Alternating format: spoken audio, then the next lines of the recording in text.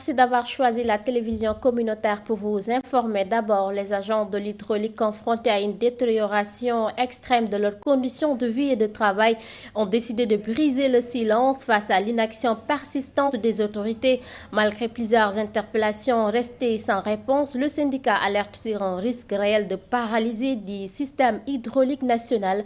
Je vous propose de suivre Yeli Koulibaly, le secrétaire général du syndicat national des travailleurs de l'hydraulique. Il est au micro de Gorambodj. Nous demandons purement et simplement l'application du décret numéro 2014-535 du 24 avril 2014 fixant les règles d'organisation et de fonctionnement de l'Office des forages ruraux, dont l'étude a mobilisé beaucoup d'argent. Et par inefficacité dans l'action gouvernementale, celle-ci continue de dormir dans les tiroirs de l'OFOR. La régularisation de l'ancienneté de tous les agents, généralisation des primes de logement pour les agents, augmentation des primes de prudence des chauffeurs allant de 60 000 à 120 000, le paiement des primes de chantier, la dotation de matériel et logistique afin de garantir un service public de qualité, le recrutement des agents dans la fonction publique. Nous suggérons la fusion des taxes d'exor et le Fonds national de l'hydraulique afin de pouvoir les insérer dans la fonction publique. Le recrutement des bénévoles, 15 ans à 20 ans d'apprentissage, le paiement des heures supplémentaires. Nous attirons l'attention du président de la République et de son gouvernement pour trouver dans les meilleurs délais des solutions aux préoccupations des travailleurs de l'hydraulique au risque de ne pas constater prochainement une paralysie totale du système. Un préavis de grève sera déposé dans les prochains jours. Autre actualité, les étudiants de l'Université virtuelle du Sénégal, UVS à Mbour, notamment ceux des zones rurales, peinent à suivre les cours en ligne à raison d'une connexion Internet défaillante, du manque de matériel informatique et du non-respect du calendrier universitaire. Une situation alarmante qui pousse certains à visager l'abandon de leurs études au profit d'autres activités. Les détails avec Pape Kairé. Être étudiant à l'UVS de Mbour, surtout en zone rurale, nécessite beaucoup de courage. Ils sont souvent confrontés à d'énormes difficultés pour accéder à l'espace numérique de travail. Moi, je me connecte avec la puce Orange, mais beaucoup de mes camarades ont des puces Expresso. Donc, ils sont obligés d'acheter de la connexion pour faire leurs cours. Et c'est difficile parce que tu dois faire chaque jour cours. Parfois, les 7 gigas qu'on te donne sont insuffisants.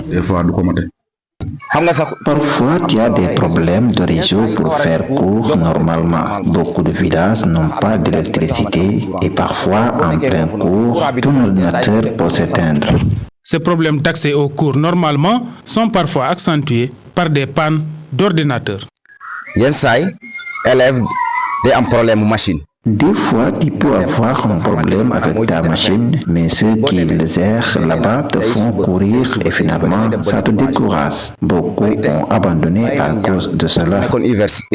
Université de vie sacrée, UVS, comme on le dit, En dehors de ces défis, les calendriers instables affectent gravement leur cursus, entraînant des retards significatifs. Le calendrier est le principal problème.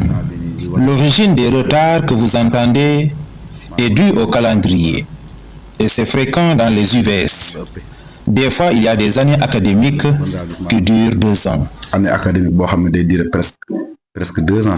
Cette situation pousse certains étudiants à s'investir dans d'autres activités. J'ai ouvert mon propre business à Dakar. Je vends des chaussures, des prêts à porter et je suis artiste comédien parce que, comme le disent certains, l'IVS te retarde.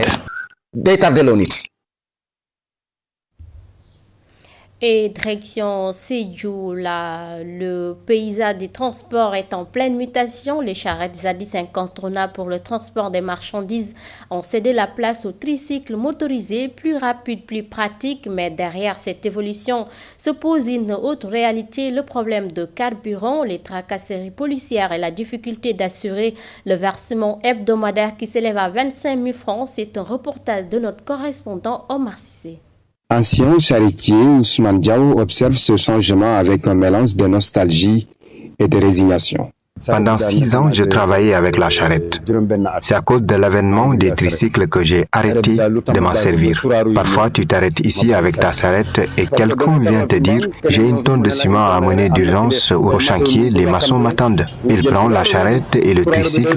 Ce dernier fait 2 voyages alors que la charrette n'en a même pas fait un seul. Faute de moyens pour acheter un tricycle motorisé, il a dû se reconvertir en manutentionnaire.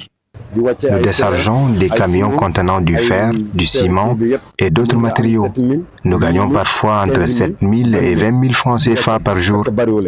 Si les tricycles ont facilité le transport, leurs conducteurs doivent faire face à de nouveaux défis. Parmi eux, l'achat du carburant, dépannage de l'engin et les contrôles routiers fréquents. Ça nous pose problème parce que nous, notre consommation est beaucoup plus énorme que la consommation des motos Jakarta.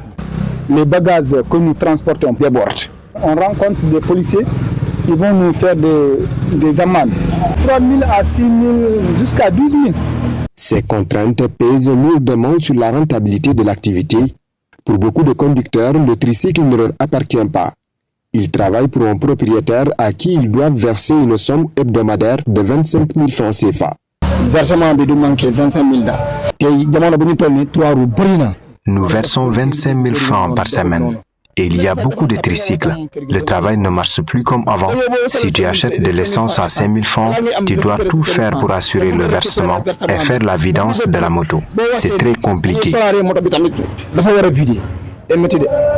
Entre disparition des anciens métiers et précarité des nouveaux, le transport local poursuit sa mutation avec beaucoup de difficultés dans la capitale du Pacao. Autre actualité, l'association humanitaire Cœur Rose a organisé une réunion de restitution des résultats de la première phase du programme Mes données, ma santé, assortie de recommandations. Le représentant du médecin-chef du district de Diourbel a souligné l'importance du numérique dans la gestion des données de santé, tout en insistant sur la nécessité de garantir la confidentialité et une stricte séparation entre données sanitaires et données personnelles, compte rendu Babacar Sall. L'association humanitaire Cœur Rose s'est réunie sous la présidence du représentant du médecin-chef du district sanitaire de Diourbel. L'importance du numérique a été souligné dans la gestion des données de santé. Nous sommes dans un monde où la digitalisation est une nécessité partout, même en Afrique et dans le monde, et dans plusieurs secteurs, pas seulement le secteur de la santé.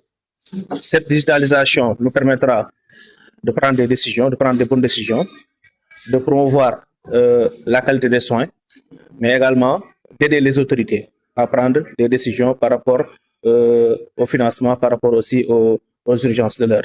Le représentant a également abordé la différence entre les données de santé et les données personnelles en insistant sur leur gestion distincte dans le district. Par rapport aux données de la santé, les données sont disponibles. Il y a ce qu'on appelle le DHIS2 qui renseigne l'ensemble des données de santé du district sanitaire de Diourbel. Par exemple, si vous voulez connaître le nombre de cas de palu au niveau du centre de santé, c'est disponible. Le nombre de cas de tuberculose pour le premier trimestre, c'est disponible. Le nombre de cas de VIH ou bien d'autres types de maladies sont disponibles. Là, ce sont les données de santé. Mais par rapport au dossier malade, là, peut-être, on a du travail à faire. Cette réunion a permis de partager les progrès réalisés et de formuler des recommandations pour renforcer l'intégration du numérique dans la gestion des données de santé, tout en insistant sur la protection des informations personnelles.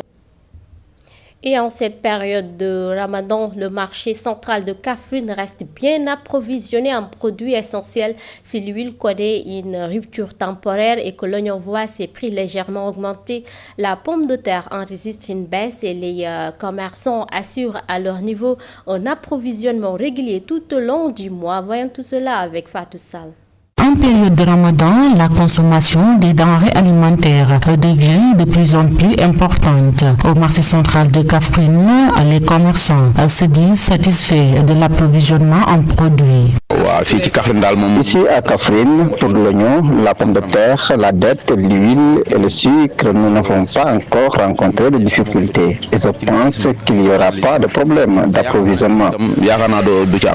Cependant, certains produits, comme l'huile, font l'objet d'une rupture temporaire. Les commerçants se veulent toutefois rassurants. Le bidon d'huile de 20 litres coûtait 17 500 francs cette semaine, mais actuellement il est en rupture. Lorsque j'ai appelé à Touba, on m'a dit que le bidon est à 18 200 francs. Toutefois, la rupture ne devrait pas durer. Mais peut-être rupture boobu mën na bañ a yàgg.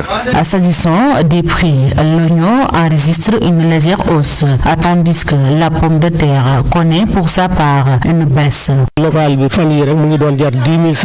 L'oignon local se vendait à 10 500 francs le sac, mais il est maintenant à 11 250 francs. Quant à l'oignon importé, le sac se vendait entre 10 250 et 10 500 francs, mais il est passé entre 12 750 et 13 000 francs. Concernant la pomme de terre, les prix sont en nette baisse. Pour le moment, le marché reste bien approvisionné. Reste à voir au cours du mois de Ramadan si certains prix pourraient encore baisser et si le marché continuera de s'approvisionner afin de répondre à la demande des consommateurs. Fatou Sall depuis Kaffrine. Mesdames et messieurs, c'est la fin de ce bulletin d'information. Merci de votre attention. L'actualité continue sur la télévision communautaire.